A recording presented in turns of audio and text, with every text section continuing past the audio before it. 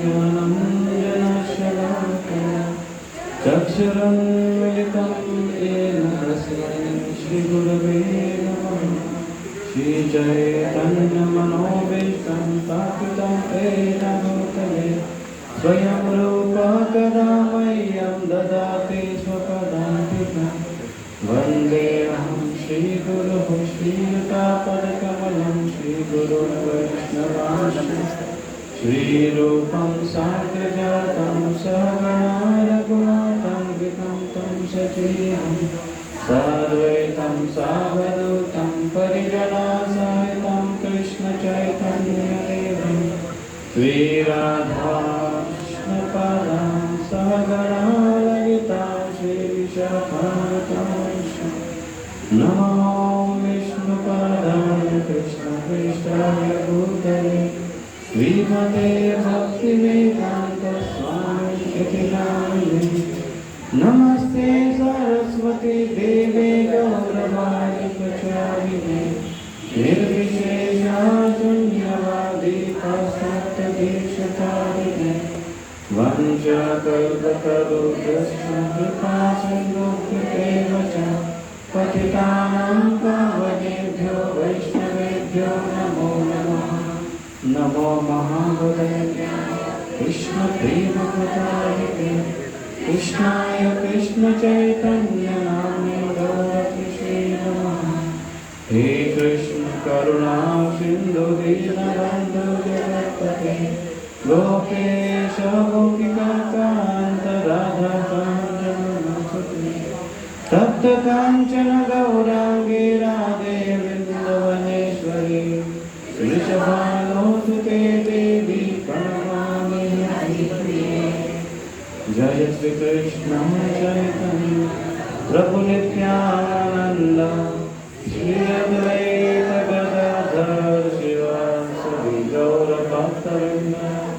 हरे कृष्णा कृष्ण कृष्ण हरे हरे हरे राम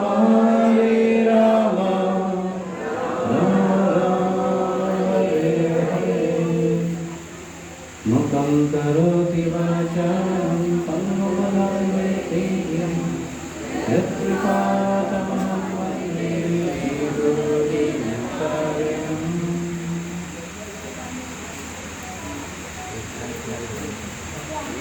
हरे कृष्णा। सर्वांचं स्वागत आहे।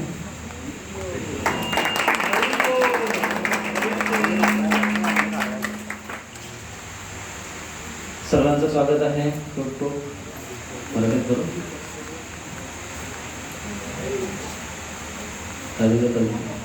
मराठीत करू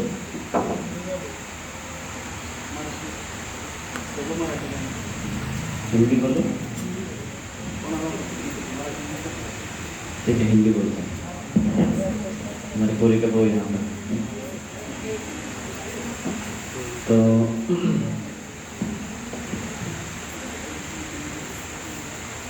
आप अब यहाँ पर क्यों जमा हुए एकत्र हुए बताएं। श्री मुरली मनोहर जी इनको आए हुए आज 5 साल हो गए।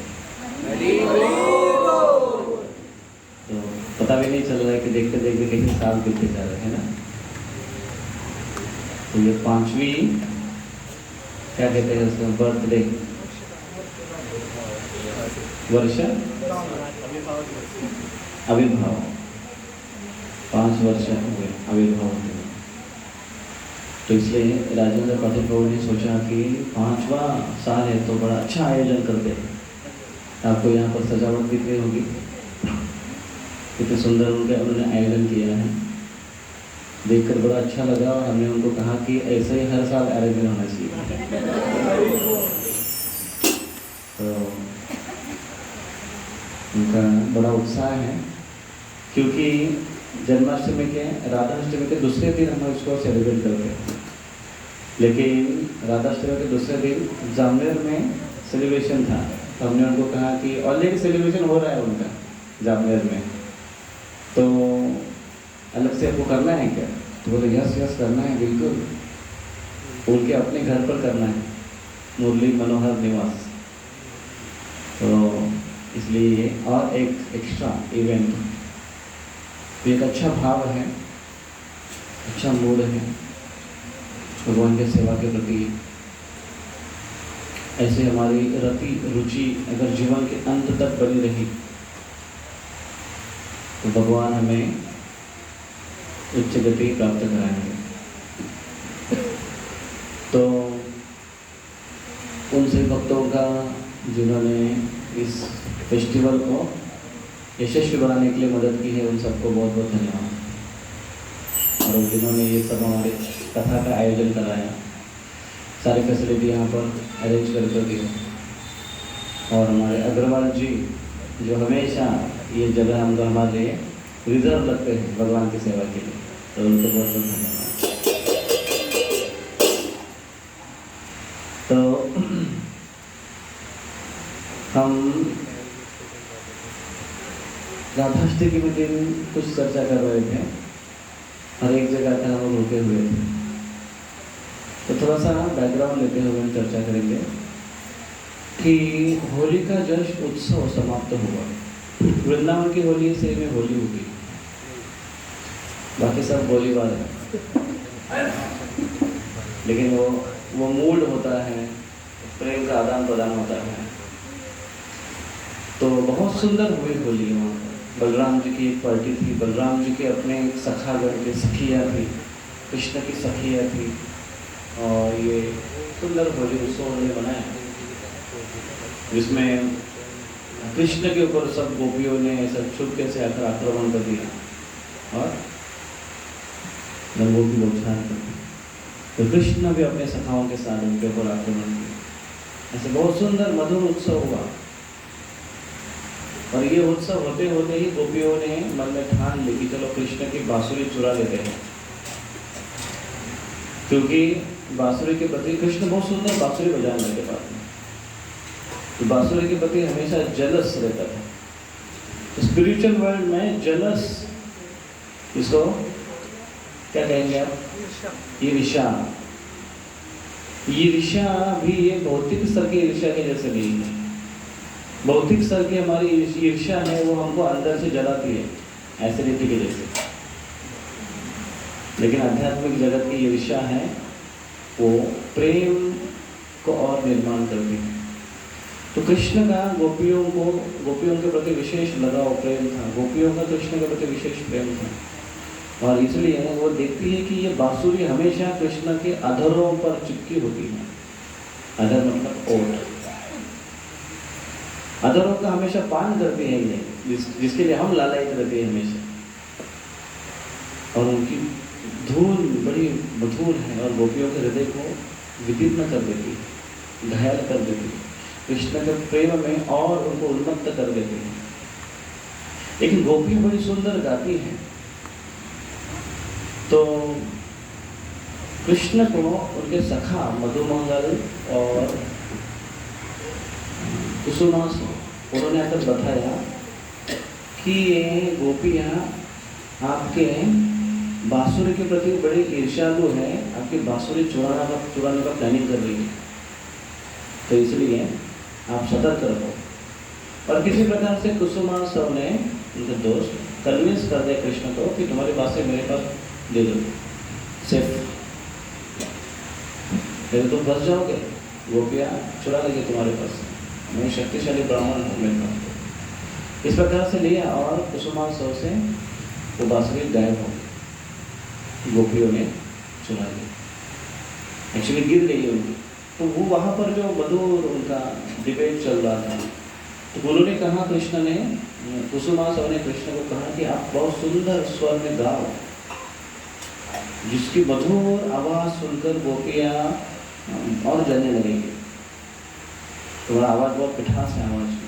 तो कृष्ण बहुत सुंदर राग में, चरचरी राग में गाने लगे, आलाप करने लगे बहुत सुंदर। तो गोपियाँ भी सुनने लगी, और ये यहाँ पर आकर गोपियों को कहने लगे, ललिता को कहने लगे, देखो मेरे श्याम सुंदर कृष्ण कैसे गा रहे, मेरा दोस्त कैसे गा रहा है, देखो आप लोगों में है कि कोई योग्यता, है कि उसके बराबरी के, है कोई शरत लगाने के लिए। ललिता को जाकर चिढ़ाने लगा। तो इतने में उनकी एक और सहेली थी, जिनका नाम था संगीता विद्या। तो वो कहने लगी, अरे हमारी सखियों को तुम क्या कहते हो, मैं ही उसके लिए काफ़ी हूँ, मेरा आवाज़ सुनो, मेरा राग सुनो। और वो बहुत सुंदर सुंदर रागों में गाने लगे। तो कृष्ण की बांसुरी और कृष्ण का गान इस प्रकार से था कि चल है तो वो अचल हो गए, अचल है वो चल हो गए। जमुना है वो रुक गई, पेड़ है वो डोलने लगे, प्राणी है वो आंसू बहाने लगे, स्तब्ध हो गए। तो उस समय जब संगीता विद्या गाने लगी एक राग में, तो वो इतना मधुर मिठास था कि उसी प्रकार से अनुभव होने लगा। नदी भी, यमुना देवी भी स्तब्ध होकर सुनने लगी, पेड़ डोलने लगे, पक्षियां भी सुनने लगे, पशु भी सुनने लगे। इतना ही नहीं, और विशेष ऐसे हुआ कि उनके गले में एक रत्न की मालाएं थी, वो मौल्यवान पत्थर है वो पिघलने लगे। जिस आसन में बैठी हुई थी वो आसन, वहां का जो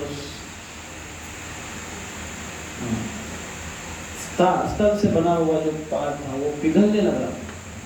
जहाँ से झरनों से, पीछे से उनके झरनों से पानी बह रहा था, तो झरनों का पानी रुक गया, फ्रीज हो गया। वो ऐसी सिचुएशन हो गए। तो इतने में कुसुमा सब जोर जोर ताली बजाने का हंसने लगे। उसने कहा, हार गई, हार गई, हार गई।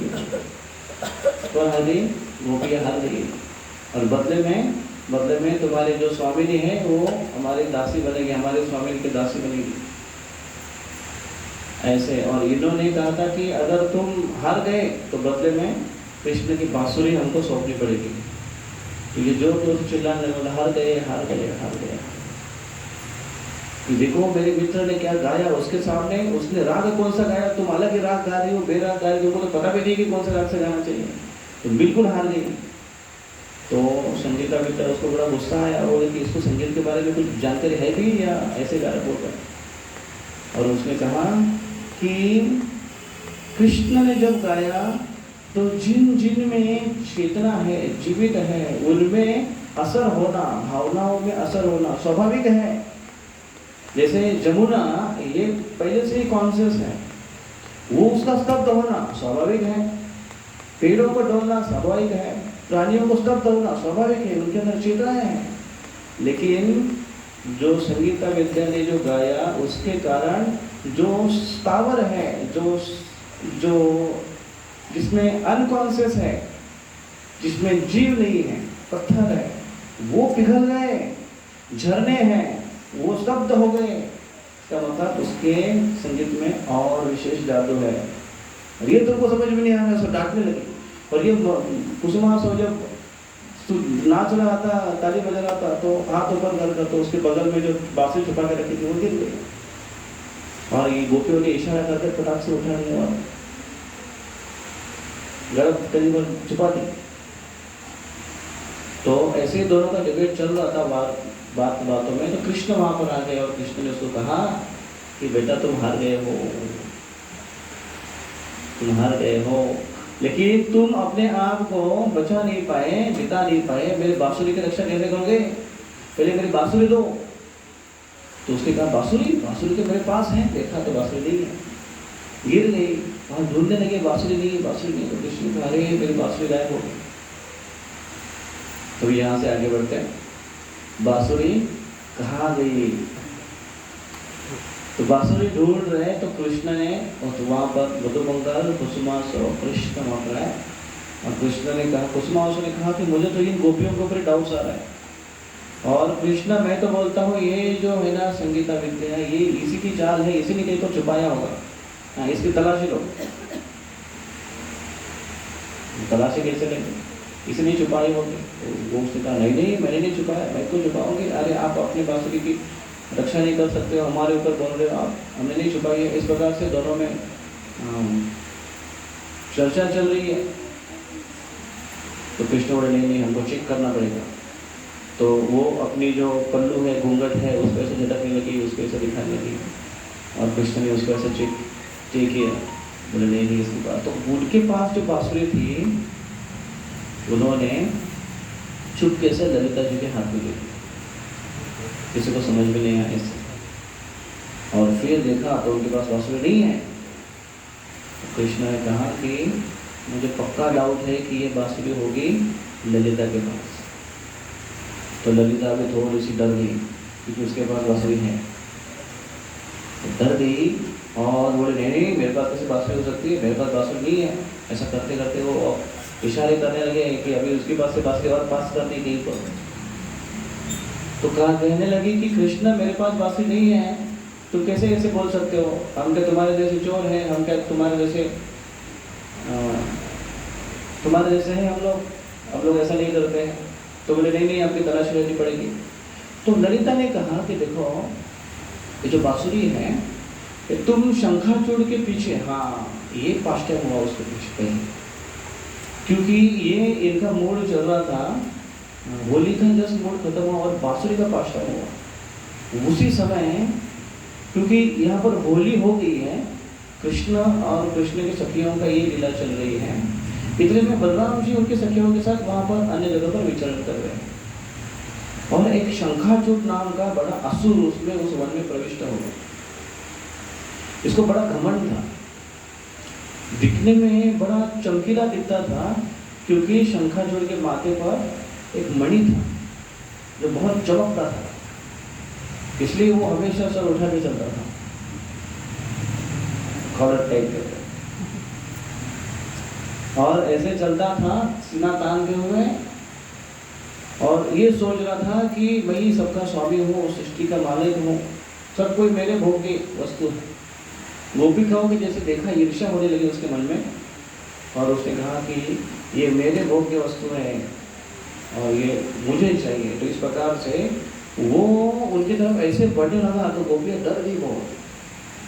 बलराम जी की गोपियाँ हैं, वो डर गई बहुत और जोर जोर से पुकारने लगे कृष्ण कृष्ण बलराम बलराम, ऐसे पुकार, हे बलराम हे कृष्ण हमें बचाओ, ऐसे पुकार बड़ा शक्तिशाली था।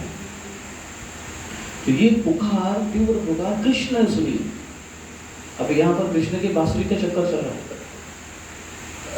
जस्ट ये समाप्त हुआ है, होली समाप्त हुई है और ये लोगों का प्लानिंग चल रहा है कि कृष्ण की बांसुरी चुराई और ये संभाषण कुसुमावसर इनसे बात चर्चा करने के लिए आ ही रहा है। इतने में कृष्ण वहाँ से गायब हो गए, बड़े इंटरप्शन हो गए। वो कृष्ण के मधुर लीला में बहुत बड़ा एक व्यक्ति हो गया और कृष्ण तुरंत भागते हुए चले गए शंखाचूड़ की तरफ।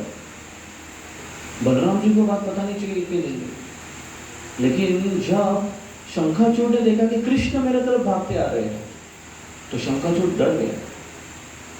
इससे पहले जो असुर थे जो वृंदावन में आए वो कृष्ण से ऐसे डर के भागे नहीं, कृष्ण पर आक्रमण किया उन्होंने। लेकिन अभी इतने असुरों को मारने के बाद कृष्ण का भी नाम जरा रोशन हो गया तो ये लोग भी डर रहे थे। तो कृष्ण को देखकर डर गया वो और वो भागने लगा शंखाचूड़ और कृष्ण उसके पीछे ऐसे गति में भागने लगे, इस गति में भागने लगे कि मानो उनके पैर जमीन में स्पर्श कर ही नहीं रहे, इतने स्पीड से भागने लगे। शंखाचूड़ को लगा कि अभी इमीडिएटली मैं पकड़ा जाऊंगा। तो वो गोपियों के चक्कर छोड़कर वो प्राण बचाते हुए दौड़ने लगा। बलराम जी को पता चला कि अरे ऐसा कुछ हो रहा है इधर, तो बलराम जी भी शंखाचूड़ के पीछे लगे। तो दोनों भाई शंखाचूड़ के पीछे हैं और शंखाचूड़ आगे भागते जा रहे हैं और कृष्ण ने इतने तेज दौड़े और वो तेज दौड़ कर उसको उसके पास निकट ऐसे भागते हुए निकले और जोर से मुक्का मारा उसको पीछे से और मारते गए। तो कृष्ण के हाथ बड़े सॉफ्ट हैं, मुलायम हैं। गोपियां कृष्ण के चरणों को, हाथ को, उनका शरीर पूरा इतना कोमल है तो वो डरती थी कि कृष्ण को स्पर्श करे तो उसको ये तकलीफ ना हो जाए, कुछ ऐसा जख्म ना हो जाए। इतना सॉफ्ट उनका शरीर है, डेलिकेट है बहुत कृष्ण। तो ये कृष्ण के हाथ जो इतने सॉफ्ट हैं कमल के पंखुड़ियों के जैसे, जब शंखाचूड़ के माथे पर पड़े तो उसके लिए वज्र के जैसे प्रहार हो रहा था। तो देखिए ये है कृष्ण, ये यथामाम प्रपद्यन्ते तां तथैव भजामि। जिस प्रकार से सामने वाला व्यक्ति व्यवहार करता है कृष्ण में, ये कृष्ण के हाथ जो सॉफ्ट थे वो थंडर से जैसे हो गए, उसी प्रकार से कृष्ण के जो चरण हैं वो भी बड़े सॉफ्ट हैं, लेकिन वो भी वज्र के जैसे होने लगे। किसके लिए? किसके लिए? नो, कालिया के लिए। शंकराचार्य तो हाथ से मारा, लेकिन कालिया के माथे पर कृष्ण ने डांस किया। ये कृष्ण के चरण इतने सॉफ्ट है, इतने सॉफ्ट है कि वृंदावन की गैयों ने सोचा कि अरे कृष्ण अनवानी बिना चप्पल के जंगल में घूमेंगे तो इतने पैर इतने सॉफ्ट है, कुछ तकलीफ होगी। तो इसलिए वो रात को चलेंगे सारी की सारी गैया और सारी जमीन, सारे कंकड़, सारे पत्थर को पैर से मार मार कर उसको बाहर एक पाउडर बना दी। वृंदावन के रस कितनी सॉफ्ट है, देखिए गोरज है वो गोरज। लेकिन वही कृष्ण के सॉफ्ट पैर कालिया के लिए कैसे हो गए? वज्र। तो उसी प्रकार से कृष्ण के हाथ भी वज्र के जैसे हो गए। किसके लिए? हाँ, शंकर जी। और जो मारते गए मारते गए मारते गए, प्रहार करते धार से धारा शेव कर दी वही परमात्मा। उसके माथे पर जो सुंदर मणि था, चमकीला मणि था, वो कृष्ण ने निकाल के दे दिया। ऐसे पगड़ी में बांस था, अंदर से पगड़ी में ऐसा बांधा था, तो कृष्ण ने निकाल दिया। ये मणि बहुत शक्तिशाली था, बहुत चमकीला था और बहुत चमत्कारी भी था। तो कृष्ण ने सोचा कुछ और वो बलराम को दे दिया। क्या सोचा होगा वो आगे पता चलता। कृष्ण के हर एक्शन बहुत इंपॉर्टेंट है।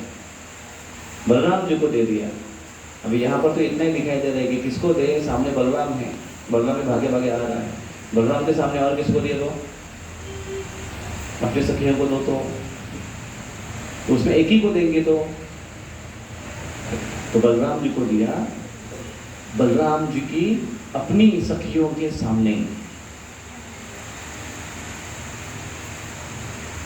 बलराम भी honoured by his jewel in front of his beloved. तो उन्होंने लिया, बड़े खुश हो गए। तो कृष्ण वहां से चले गए, फिर यहाँ पर आ गए जहां पर बांसुरी पास टाइम चल रहा है। okay. लेकिन जो इंटरप्शन जब बीच में हो जाए तो दोबारा उसको जोड़ना बड़ा मुश्किल हो जाता है। सपोज अभी यहाँ पर क्लास चल रही है और अचानक अगर कुछ हो जाए, अचानक अगर कुछ घुस जाए, अचानक कुछ अगर उसमें डिस्टर्बेंस आ जाए, दोबारा वही से चालू करना, सारे भक्तों का वही मूड, वही कनेक्शन फिर से जोड़ना बड़ा मुश्किल हो जाता है नहीं, क्योंकि वैसे ही ध्यान बनाए रखना इतना मुश्किल है। इंटरप्शन के बाद तो और एक जगह तो हमारा प्रोग्राम चल रहा था, बीच में सांप निकल गया प्रवचन के बीच में। तो सांप कितना था? इतना लंबा नहीं, लंबाई में इतना था, जाड़े में इतना ही था, इतना भी नहीं था, इतनी जाड़े थी। और तो उसको देखकर लोग भागने, खास करके माता है।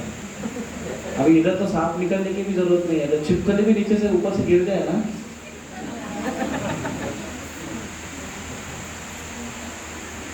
वैसे हमारा ध्यान भटकाने के लिए कोई खास बड़ी बात की जरूरत नहीं है कि क्योंकि पहले से भटका हुआ रहता है। लेकिन वो उस समय की जो गोपियां हुआ करती थी कृष्ण की लीला में, तो ठीक ऐसे एब्जॉर्ब रहा करती थी वो। तो कृष्ण लौट कर आ गए और फिर कृष्ण ने उसी प्रकार से उसको जोड़ा, जिस प्रकार से कोई चीज टूटी हुई होती है उसको फिर से ज्वाइन की जाती है, इंटरप्शन के बाद उसको ज्वाइन की जाती है। कृष्ण ने उसको फिर से ज्वाइन करते हुए फिर से वही पाष्टा में आ गए कि ये बांसुरी है किसके पास। तो फिर ललिता ने कहा कि कृष्ण तू शंखाचूड़ के पीछे इतना जोर जोर से भाग रहा था, तो क्या गारंटी नहीं, ऐसा क्या गारंटी है कि वहां नहीं गिरी होगी? इतने जोर जोर से भाग रहा है तो भागते भागते तो गिर सकती है ना, तो उधर नहीं गिरी होगी। तो हमारे पास आकर हमारे ऊपर संशय ले रहा है, जाओ उधर जाकर ढूंढो, ऐसे बोल रहा है। इसका भी बड़ा कनेक्शन है ललिता का आरोप। देखिए तो कृष्ण कहे कि नहीं नहीं आप बताओ, तो ठीक है आपके पास अगर नहीं है तो आप हमें आपकी परीक्षण करने दो, आपके पास नहीं है हम जांच करना चाहते हैं। तो कृष्ण उनको स्पर्श करने देखने लगे कहीं पर है, उन्होंने भी अपना पल्लो ऐसा झटक दिया, देखो हमारे पास नहीं है, बिल्कुल नहीं मेरे पास है। और ललिता जी ने वो चुपके से पास ऑन कर दिया विश्वभानु नंदिनी के पास। किसके पास? श्रीमती राधा रानी की जय, उनके पास। श्रीमती राधा रानी उसको अपने पल्लों में छुपा दिया। किसको पता नहीं है कैसे ट्रांसफर कर रहे थे, पता नहीं, क्योंकि बड़ा मॉब रहता है ना सखियों में। तो इस प्रकार से उन्होंने तो ललिता के पास देखा और उनके पास कहीं नहीं मिली। और फिर वो कुसुमास होने लगे, मुझे तो पक्का डाउट है कि ये बांसुरी 100% उन्हीं के पास होगी, राधा रानी के पास है। हाँ उन्हीं को देखो आप, उन्हीं के पास 100% होनी चाहिए। तो कृष्ण कहे हाँ तो राधा रानी को चेक करना पड़ेगा कि उनके पास बांसुरी, उन्हीं के पास बांसुरी होगी। तो राधा बोले नहीं नहीं हमारे पास कैसे हो सकती है, आप हमारे पास उनको चेक भी नहीं कर सकते हैं, ऐसे कैसे आप ये कर सकते हो, ऐसा भी कैसे कर सकते हो। ऐसा बहुत कुछ हो गया वहाँ पर संभाषण उनका। इतने में एक गोपी जो कि बलराम जी की सखी थी, बलराम जी के कैंप वाली, वो अपने हाथ में सुंदर सा मणि लेकर, ये कौन सा मणि है? हाँ शंखाचूड़ का मणि था, इसी को कहते हैं श्यामांतक मणि। ये लेकर आई और बोले कि ये आपको राधा रानी आपको देने के लिए कहा है। किसने? बलराम जी। तो और ये बलराम जी ने हमें दिया था, लेकिन ये राधा रानी ये आपके लिए है, आप इसको धारण करने के योग्य हैं। तो ये मणि की कथा भी देखो, कृष्ण ने दिया बलराम को, बलराम ने दिया अपनी सखी को, वो सखी ने दिया राधा रानी को। वो एक है ना story, whom you love the best, love the most, है ना एक स्टोरी है, भर्तृहरि रिंग की स्टोरी। तो फिर राधा रानी के पास, राधा रानी उस मणि को देखकर राधा रानी ऐसे चौंक गई और देखा वाह कितना सुंदर मणि है, कितना चमकीला मणि है ये, कितना विशेष मणि है। वाह राधा रानी इतनी खुश हो गई और राधा रानी उसको ऐसे लेने के लिए गई और राधा रानी के पल्लू से पास नीचे गिर गई। राधा रानी का जो पल्लू है वो गिर गया जमीन पर और उसी के साथ साथ बांसुरी भी जमीन पर गिर। जैसे ही बांसुरी जमीन पर गिर गई, हाथ में मणि है और बांसुरी नीचे गिरी हुई है और सब लोग देख रहे हैं, दूध का दूध पानी का पानी, बांसुरी सबके सामने आ गई। तो कुसुमा सब इतने खुश हो गए, वो बाजू मार कर जोर जोर से हंसने लगे, बोले कि बिल गई, देखो हमने कहा था ना कि आप लोग ही चुरा दिए, आप लोग ही चोरनी है, ये वो बहुत कुछ बोलने लगे और वो एकदम खुश होकर नाचने लगे। वैसे भी उनका स्वभाव बताया गया है कुसुमा सब का कि वो बहुत टॉकेटिव, बहुत बोलने वाले थे, बहुत अधिक बोलते थे वो। तो वो इतना खुश हो गए। कृष्ण ने भी देखा, सबने देखा, लेकिन राधा रानी उस मणि को देखकर बोली आनंद। तो कृष्ण क्या बोलते हैं ध्यान से सुनिए। कृष्ण कहे ललिते तुमने जो कहा था वो सही है, क्योंकि मैं शंखाचूड़ के पीछे, इस मणि के पीछे जब भाग रहा था तो उस मणि के आकर्षण के कारण ये मेरे हाथ से बांसुरी निकलकर दूसरी जगह चली गई। क्योंकि बेस्ट आकर्षण रहने वाली, आकर्षक रहने वाली जो वस्तु है मेरे पास वो है मेरी बांसुरी, लेकिन मैं बांसुरी को छोड़कर अन्य जगह पर भागने लगा था तो बांसुरी मेरे हाथ से चली गई। लेकिन जब बांसुरी राधा रानी के हाथ से चली गई और राधा रानी फिर से इस मणि के पीछे जब दौड़ी तो बांसुरी उनके हाथ से भी चली गई, जमीन पर गई। तो मेन फोकस जो खुद की जो वस्तु है, जो कृष्ण के संगिनी है, बांसुरी कृष्ण के संगिनी की जैसे रहती है। तो एक कृष्ण मैसेज ये भी देते हैं उसमें उसके प्रति आकर्षित और अटैच्ड होना चाहिए। तो कृष्ण कुसुमासव कहने लगा कि ये बांसुरी क्या है? बांसुरी राधा रानी, आप ये देखो कि कृष्ण का जो स्वभाव है, वो कृष्ण जो है वो निष्पक्ष है, कृष्ण जो है वो पूरी तरह से शुद्ध है, कृष्ण है वो चंद्र के समान, कृष्ण चंद्र, वो हृदय पूरी तरह से शुद्ध है और पवित्र है। और वो बांसुरी के पीछे आप लोग क्या दौड़ते हो जिसके अंदर दुनिया भर के होल पड़े हुए हैं? ऐसे वो सोचते, इस प्रकार से कहेंगे। लेकिन कृष्ण के चरित्र के ऊपर आप लोग डाउट मत करो, इस प्रकार से वो कहने लगे। और फिर वो बांसुरी कुसुमासव ने उठाई फटाक से और कृष्ण के पास गई। कृष्ण ने वो बांसुरी लेकर एक सुंदर सी धुन में बजाई और सारे गोपियाँ, सारे गोप, सारे सखाए वो धुन सुनकर मधुर, वो धुन सुनकर एकदम मस्त हो गए और आनंदित हो गए। और कृष्ण ने बांसुरी में इस प्रकार से स्वर बजाया कि सबको ये कहा कि ये लीला यहाँ पर समाप्त हो गई। हरि बोल। इस प्रकार से कृष्ण की बांसुरी। तो बांसुरी के बारे में और एक पास्ट टाइम है जहाँ पर भगवान कृष्ण राधा रानी को मिलने के लिए जाते थे। राधा रानी का विवाह हो चुका था, अभिमन्यु से राधा रानी का विवाह हो चुका था। अभिमन्यु एक कृष्ण का एक अंश है आचार्य के अनुसार, लेकिन फिर भी यहाँ पर कृष्ण को क्योंकि परकीय रस का अनुभव करना था, इसलिए पौर्णमासी ने कृष्ण का विवाह, राधा रानी का विवाह कृष्ण से ही होने वाला था। सब कुछ फिक्स हुआ था, चर्चा भी हो रही थी ब्रज में। राधा रानी के हाथ में तो हल्दी भी लगाई थी यशोदा मैया, जो कृष्ण के लिए स्वयंपाक करने के लिए आती थी, कुकिंग करने के लिए आती थी। तो जब वापस आई तो उन्होंने देखा, अरे मेरे हाथ, सवेरे रात को सोई थी, सवेरे देखा मेरे हाथ बड़े पीले हुए, शर्म से मारे वो भी पीले हुए कि मेरे हाथ पीले हैं। और उधर से जब उतरी नंदग्राम से, तो नीचे एक बड़ा सरोवर था, उसमें उन्हें हाथ धोए, पीले पीले हाथ धोए, तो वो सरोवर पूरा पीला पीला हो गया। और अभी भी उस सरोवर को क्या कहते हैं? पीली पुकुर, पोखर भी, पुकुर मतलब सरोवर, पीली पुकुर। और वहां से फिर बरसाना चले गए। तो ये पहले से था, लेकिन पूर्णमासी ने कहा कि नहीं नहीं नहीं, हमको मंजूर नहीं। पूर्णमासी कौन है? पूर्णमासी योग माया, भगवान की लीला किस प्रकार से अरेंज करनी है वो सब बता के डिसाइड करती है पूर्णमासी। तो और इस ब्रज की सबसे एजेड स्त्री, तो कुछ भी निर्णय लेना हो तो उनको जाकर पूछा जाता है। तो पहले मैंने जब सुना कि अरे ये कैसी बुढ़िया है, कृष्ण और राधा रानी का विवाह नहीं होने दिया इसने, अच्छा। लेकिन आचार्य कुछ अलग भाव बताते हैं, कृष्ण की इच्छा है। तो पूर्णमासी बोला नहीं नहीं नहीं, दोनों का विवाह नहीं हो सकता है। तो फिर इसलिए राधा रानी का विवाह किससे हुआ? अभिमन्यु से।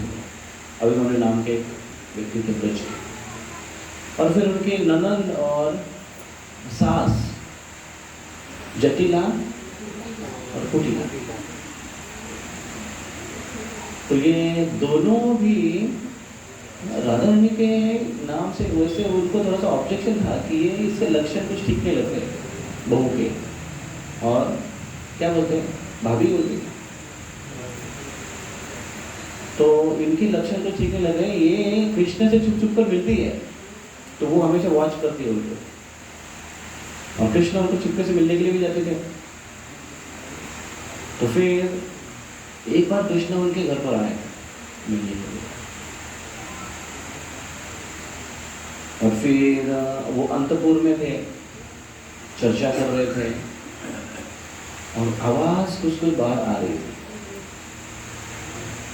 तो जटिला ने देखा कि ये कृष्ण की आवाज है, 100% कृष्ण ही है। इतने दिन मैंने प्रयास किया, मिले नहीं, अभी रंगे हाथ पकड़ूंगा मैं दोनों को, कृष्ण को पकड़ कर लेकर आऊंगा मैं, ऐसे वो प्लानिंग बना कर आ गए और फिर छुपते छुपते ऐसे करते करते आ गई। तो इतने में कृष्ण को आहट हो गई कि कोई तो आ रहा है और जटिला को पता चल गया। तो जटिला तो वो खिड़की से गायब हो गया, कृष्ण भाग गए वहाँ से। तो जैसे ही जटिला अगर देखी तो वहाँ पर अंदर कोई नहीं है। तो बोले अरे ऐसे कैसे भाग गया, वो बराबर पकड़ने वाली थी मैं उसको। तो गई बाहर, दूर दूर से देखा उसको मिला नहीं कृष्ण। दोबारा आ गई, वो इन्वेस्टिगेट करने लगी। तो अंदर उनको कृष्ण की बांसुरी दिखाई दी उनके रूम में। तो बोले ये देखो, चोर सबूत छोड़कर चला गया। अभी इसके जरिए, क्योंकि बांसुरी बजाने वाला कौन है? कृष्ण है। इसके जरिए मैं अभी कृष्ण को सबके सामने लेकर आऊंगी। तो वो बांसुरी लिए एक हाथ में राधा रानी को ली और जो घसीटते हुए निकल गई वहां से। बोले चलो तुम अभी पकड़ी गई हो, अभी पता चल गया मुझे। सबके सामने लेकर राधा रानी रोने लगी, भगवान को प्रार्थना करने लगे, कृष्ण आंखों से के आंसू बह रहे, अभी क्या होगा। बांसुरी लेकर वो निकल गई सब लोगों के सामने बोलते हुए कि देखो मैंने आज कृष्ण को रंगे हाथ पकड़ा, देखो मैंने कृष्ण को पकड़ा, देखो पकड़ा। बोलो तो कृष्ण किधर है? बोलो कृष्ण नहीं है, बांसुरी है। ये बांसुरी है मतलब कृष्ण आए थे नहीं, आया था, मिलने के लिए आया था, राधा को मिलने के लिए आया था। देखो ऐसे इसके लक्षण है और ये दिखाई उन्होंने बांसुरी। तो ये जैसे ही पूर्णमासी आ गई उधर देखने के लिए, सबसे पहले एजेड व्यक्ति पंचनामा के पास पंचों को लेकर रहते हैं ना, तो सबसे बड़े पंच तो यही है। तो जैसे पूर्णमासी ने देखा, पूर्णमासी जोर जोर से हंसने लगी, हा हा हा हा। तो उसने बोला अरे ये तो बहुत सीरियस मैटर है, आप हंस रही है। तो और हंसने लगी। तो बोला अरे आप क्या कर दे रही है, आप देखो ये इसमें कुछ करना पड़ेगा आपको, कृष्ण को ऐसे अगर मिलता है, और ये देखो कैसी है राधा, ऐसे बोल रही है। तो पूर्णमासी ने कहा अरे जटिले तुमको पता नहीं है बांसुरी का? बोले क्या? अरे कल रात को बांसुरी की बरसात होगी। अभी वो चकरा गई, वो ऐसे कैसे हो सकता है, बारिश की भी बरसात होती है, तो तुमको पता नहीं। और वो हंसने लगी। मतलब वो ऐसे हुआ, वो लास्ट टाइम एक बहुत पहले हम लोग बचपन में एडवर्टाइज देखते थे, वो एक बोलता था कहीं पर कि आपको पंखा लेना है तो कौन सा पंखा लो? PSPO है कि नहीं? तो बोलता है PSPO क्या होता है? बोले PSPO पता नहीं। बोले इसको PSPO पता नहीं। वो तो PSPO पता नहीं उसको, वो उसको अरे देखो इसको PSPO पता नहीं। तो वो एक खंबे पर चढ़ के जोर से बोला अरे देखो इसको PSPO। मतलब वो आदमी शर्मा गया एकदम, अरे बाप रे ऐसी कोई बड़ी बात है जो मेरे को पता नहीं है कि नहीं? तो वैसे हो गया इधर। जटिला कहा कि बांसुरी ऐसे हो, ऐसे दर्शा रही है कि जैसे बांसुरी की बारिश हो गई, मेरे को पता नहीं है। बोले आदि पूरे ब्रज में बारिश हो गई बांसुरी की, तो बांसुरी तो कहीं पर भी मिलनी है और तुमको विश्वास नहीं है। बोले चलो। तो कुटिला के घर में गए, कुटिला के अंतपुर में जाकर देखा उसके रूम में 6 बांसुरी मिल गई। बोले लो चलो मेरे तेरे घर में, तेरे बेडरूम, उसके बेडरूम में 3 बांसुरी मिल गई। बोले अभी बताओ।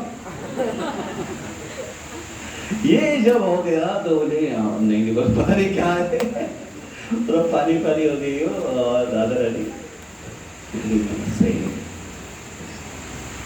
इस वजह से कृष्ण की बांसुरी कई पास टाइम्स।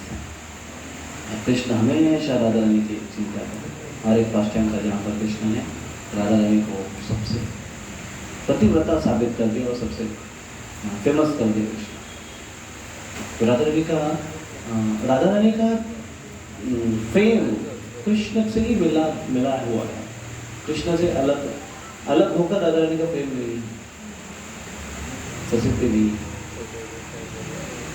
तो एक बार कृष्ण जब बचपन में बच्चे थे, छोटे थे, तो वो खेल रहे थे। तो खेलते खेलते मधुमंगल ने उनको कहा कि हे कृष्णा, मेरे पास ना जादू की छड़ी, तेरे पास है क्या? बच्चों में ऐसा होता है ना, देख मेरे पास क्या है, मेरे पास क्या है। तो बोलते हैं मेरे पास भी करता है। बोले तेरा करता, देख तेरा करता ऐसा पेंट हुआ है, मेरा करके जैसा सीखा है। ऐसे आपस में तुलना करते हैं। तो वो कहते थे कि मेरे पास जादू की छड़ी है, तेरे पास है? कृष्ण बोला मेरे पास भी। तो बोल देख मेरे पास ये ऐसा ये चीज़ है, इतना अच्छा है, और तेरे पास है? बोला कृष्ण बोला मेरे पास भी है। तो ऐसा चलते चलते तो वो मधुमंगल बोला मेरे पास तो चंद्र है खेलने के लिए, मैं चांद से खेलता हूँ रोज, तेरे पास है क्या? तो मेरे पास चांद नहीं। फिर तेरे तो हार गया, मेरे पास चांद है। तो कृष्ण टेंशन में आकर वो घर गए, माँ को बोले मुझे भी चांद चाहिए खेलने के लिए। तो यशोदा माई बोले अभी ये बला आगे कौन सी है, चांद कहाँ से इसको लाके दो। बोले नहीं नहीं मुझे चांद चाहिए खेलने के लिए। तो बोला बेटा चांद कोई खेलने की चीज नहीं होती है, चांद तो आकाश में आते हैं, चांद देवता है वो प्रकाश देते हैं। बोले नहीं नहीं नहीं चांद मुझे चाहिए खेलने के लिए चाहिए मुझे चांद। मधुमंगल के पास है। तो यशोदा माई बोलेगी मधुमंगल को ना तो मैं अभी, क्योंकि यशोदा माई को फुल कंफर्मेशन है कि चांद कहाँ से होगा, मधुमंगल पर होगा क्या, नहीं होगा। कल अगर आप बोलोगे कि हमारे घर में चांद आ गया तो उसके अलग क्या अर्थ हो सकते हैं। या फिर कोई बोला कल मैंने चांद को देखा, तो अनेक अर्थ हो सकते हैं उसके। तो लेकिन सही में कोई बोलेगा क्या सही में चांद को देखा। अगर समझो मैं अगर बोलूं कल मैंने चांद को देखा, तो इसमें कोई बड़ी बात है, अलग अर्थ निकालने की जरूरत नहीं, क्योंकि सही में चांद है, छत पर जाकर चांद देखा है। तो वैसे यशोदा माई फुल कंफर्म थी कि चांद तो इसकी बात है नहीं, क्या बोल रहा है। बोले मैं देखते हो उसको खबर लेते हो मधुमंगल की। तो कृष्ण बोले नहीं चलो तुम, तो कृष्ण भी लेकर गए मधुमंगल के पास चलो गए यशोदा माई। बोले क्या है, कहाँ है तेरे पास चांद, कहाँ है। बोले हाँ है मेरे पास चांद, चांद से तो खेलता है। बोले हाँ मैं खेलता हूँ चांद के साथ। फिर वो उधर रुके और मधुमंगल गया राधा रानी के पास, और राधा रानी को ऐसे सुंदर डेकोरेट किया, ऐसा सुंदर। राधा रानी पहले से एकदम गोरी, एकदम हाइट, एकदम सुंदर है, और उनको एकदम सुंदर ड्रेस किया, और राधा रानी को सामने लेकर आए। बोले ये चांद है हमारे पास। श्रीमती राधा रानी ये चांद इससे भी सुंदर है। और जब जैसे ही उनका दर्शन सबने किया, सब लोग एकदम मेस्मराइज्ड हो गए। उसको देख कर एकदम करके देखने, वाह सुंदर राधा।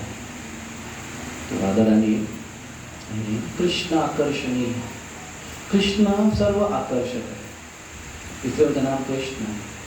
लेकिन कृष्ण आकर्षणी श्रीमती राधा रानी है, जो सर्व आकर्षक को भी आकर्षित करती है, वो है श्रीमती राधा। इसलिए कृष्ण जन्माष्टमी ये सारे भक्तों के लिए बड़ा स्पेशल फेस्टिवल है, लेकिन श्री राधा अष्टमी ये भक्तों के लिए विशेष फेस्टिवल है। So loving and attractive festival, भक्तों का फेस्टिवल राधाष्टमी। इसलिए जन्माष्टमी फेस्टिवल मनाते हैं बाहर, लेकिन मोस्टली हमारी एनर्जी बड़े इवेंट में चले जाती। नहीं बड़ा फेस्टिवल ऑर्गेनाइज हॉल में ऑर्गेनाइज करना है, कितने लोग आएंगे, एक महीने से पैम्पलेट बांटो, ये बांटो वो बांटो, पावती कलेक्ट करो, ये सब। हाँ फिर एक दिन आ गया अभी आज फेस्टिवल है, और उस दिन भी पूरी सेवा में हर एक का अपना अपना सेवा का स्केड्यूल, हर एक का अपना अपना लिस्ट चार्ट स्टॉल, लास्ट तक पूरा बिजी। फिर वाइंड अप करो, रात में लेकर आओ 12-1 बजे 2 बजे सो जाते, फिर सवेरे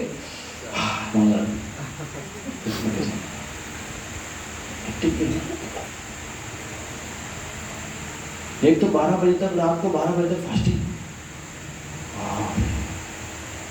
एक राधा अष्टमी, 8 दिन के बाद राधा अष्टमी फेस्टिवल है।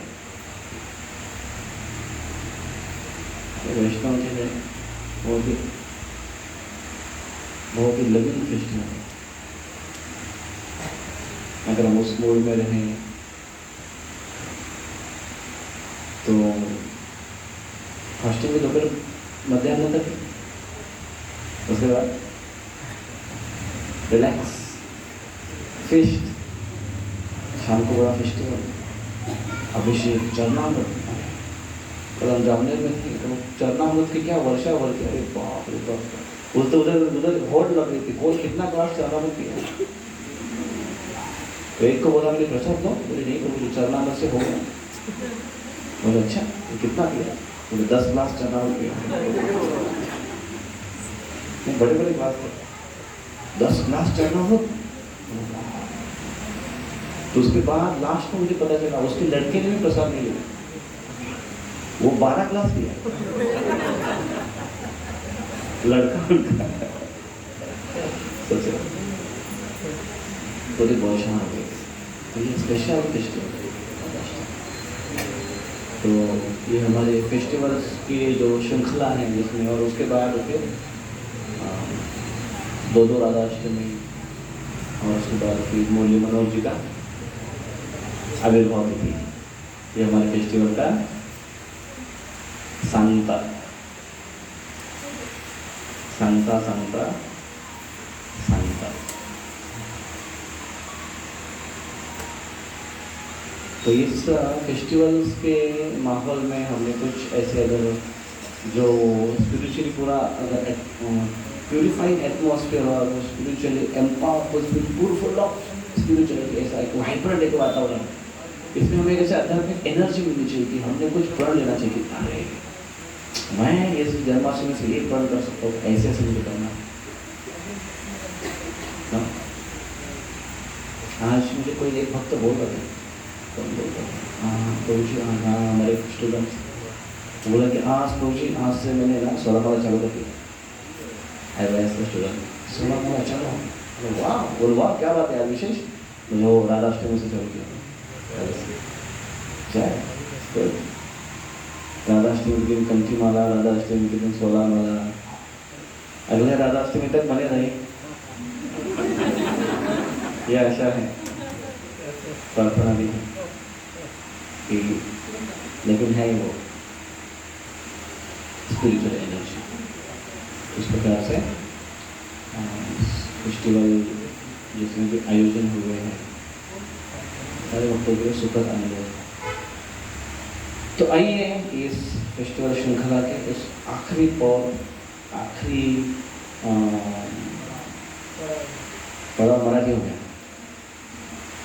एक आखिरी में एक अपने आप को पूरी तरह से एकदम सराबोर कर देते हैं इस माहौल में, लाश के कीर्तन में जोर जोर से मन ही मन उछलते हुए, क्योंकि सही में उछलोगे तो ऊपर के बस ज़्यादा उछल नहीं है, लेकिन फिर भी जगह देखकर उछल सकते हैं, साइज देखकर तो उछले सकते, अपने अपने साइज के अनुसार उछल, वहाँ जोरदार कीर्तन रहता है।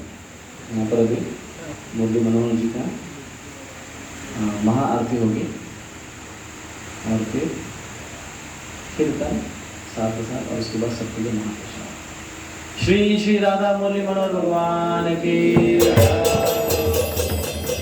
श्री श्री राधा मुरली मनोहर आविर्भाव महोत्सव की, श्री श्री राधा मुरलीधर भगवान, जय गौरचंद्र भगवान की, श्रीला प्रभुपाद की, समवेत गौर भक्त वृंद की,